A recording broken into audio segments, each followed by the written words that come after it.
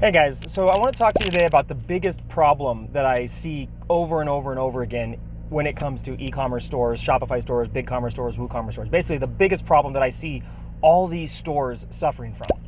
And the problem is that they're all trying to scale, right? Scale is this sexy word that's exciting and that means big things, but for most of these people it means nothing because they're always trying to scale and they never can scale. They're like, man, I'm just trying to scale. If I could just scale my store, it'd be better. And scale. It's like the stupidest buzzword that's getting used right now. But it also gives people the wrong mental focus and wrong connotation of what actually needs to happen, okay?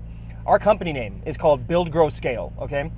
You can't get to scale without getting to grow. You can't get to grow without building first, okay? You gotta build your company, then you start growing it, and once it's growing and its foundation is solid, then it can start to scale.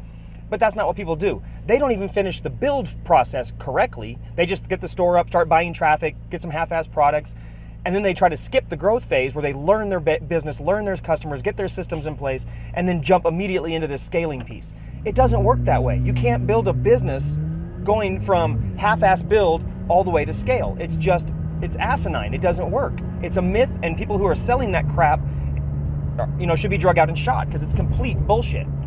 It just can't be done.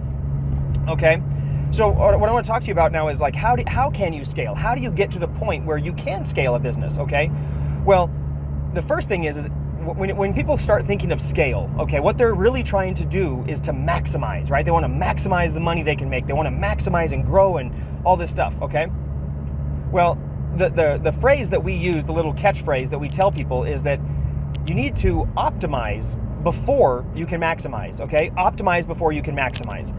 Because if you try to maximize before your foundation is built, before your systems are in place, before your structure is stable, before your cash flow and everything else is good, the wheels are going to come off. You're going to implode the business. Now, an example of that, or an analogy, would be to think of a car. Okay, let's say your business is currently your business is a Yugo, right, or a Geo Metro. All right, and right now you're just trying to get air in the tires. Your tires are mostly flat. Your suspension is stock. Everything is just, it's just a basic, barely get you from point A to point B type car. And then you're ready to scale, right? So you take the engine out of this car, okay, 570 horsepower twin turbo engine, performance engine, and you take it and you drop it into your Geo Metro, okay? That is to maximize, right? We're gonna maximize what I can do. I'm gonna put the biggest high performance engine in my car. Can your car handle it? Hell no. Your car can't, the suspension can't handle it, the frame can't handle it. You don't even have air in your tires, okay? So adding this high performance engine to your business isn't going to help it. That's trying to put the cart before the horse, okay? But that's what everybody does. They're trying to buy more traffic, get better at traffic, get, more creative traffic strategies, throw more products up, and, buy more apps, test more cool things, get more tricks, get more hacks. They're trying to maximize all this shit and not actually take care of the foundation of their business, okay?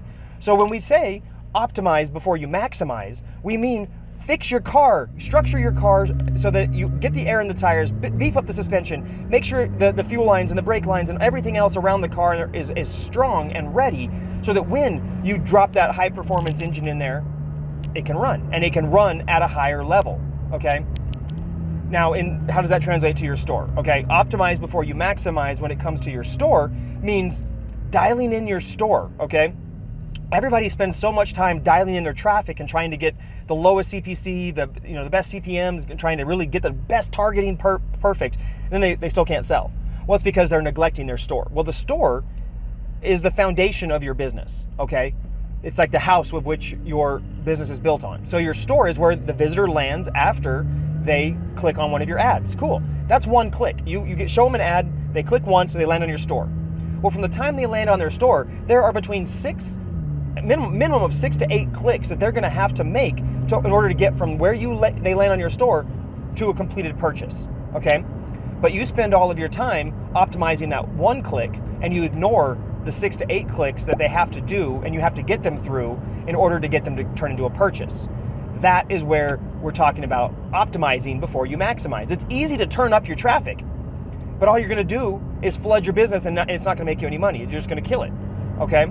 So when we have to optimize, you need to look at the 6 to 8 clicks that they have to make, and how can you ensure that they do make those clicks, okay? Now we're talking about the buyer's journey. The buyer's process from the time they land on the site, product page or category page to product page to shopping cart to customer information page of the checkout to shipping to payment, right? The whole process, everything they encounter on the customer journey, including back to the home page and other things like that. Because a lot of people do wind up landing on a product page, but as part of their due diligence before they purchase, they wind up going back to the product page. Okay? Now the thing here is that every one of those pages is full of information, images, and basically distractions, things that are going to take their attention away from what you actually want them to do. So the goal here is to dial in this customer journey, streamline the process. And if we go back to the car example, basically your store is a road, okay? Your pages of your store is the road laid out. And your car is going across this road, or the visitor, but it's full of huge speed bumps. And every time they hit a speed bump, it's like, fuck, I don't want to keep doing this. I don't want to keep doing this. I don't want to keep doing this, right? So your job is to remove as many of the speed bumps off the road to streamline the process and smooth out the entire transaction. All right, and that's what optimizing your store is all about. It is creating clarity, creating trust, and giving the customer the right information at the right time and not the right information at the wrong time to facilitate the flow of the store, okay? This is critical, all right? Now, here's the thing. People think, oh, well, I have a good theme. My theme is optimized. I bought a theme that has the word optimized in it. It's not true, okay? Every store is different. Every store is contextual, meaning that it's slightly different based on the audience and everything else that's coming into it and needs to be optimized a certain way, okay?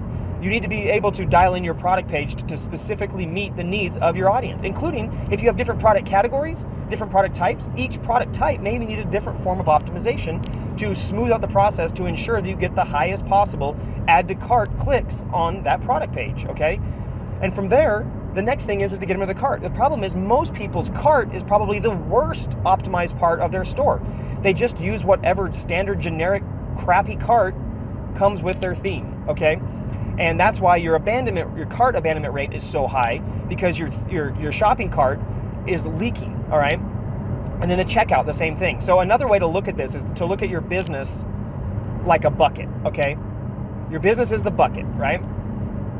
Water coming into your bucket is traffic. It's the traffic. The water that goes into your bucket and stays in your bucket are your sales, okay? Now, any water that comes out of the bucket is lost opportunity, wasted money, right? It's money you paid for traffic that you just lost sales, lost revenue, lost sales, and wasted money because you had to pay to get that traffic, all right? So that's the thing. Now, if you're in a perfect world, if our bucket was solid, there'd be no problem, right? We've just turned on the faucet and if the bucket fills up and all the water stays in, so we're just making bank, right? It's not true. Every page of your site, every part of your buyer's journey has tons of disconnect spots and leaks, okay? So basically now we're taking a knife and punching holes all over the bucket, dozens and dozens of holes all over the bucket, maybe even hundreds of holes. And now we're trying to fill up the bucket. So we pour it in and all the water just starts pouring out. Only a very little bit stays in the bottom. The rest of it just gushes out through all the holes.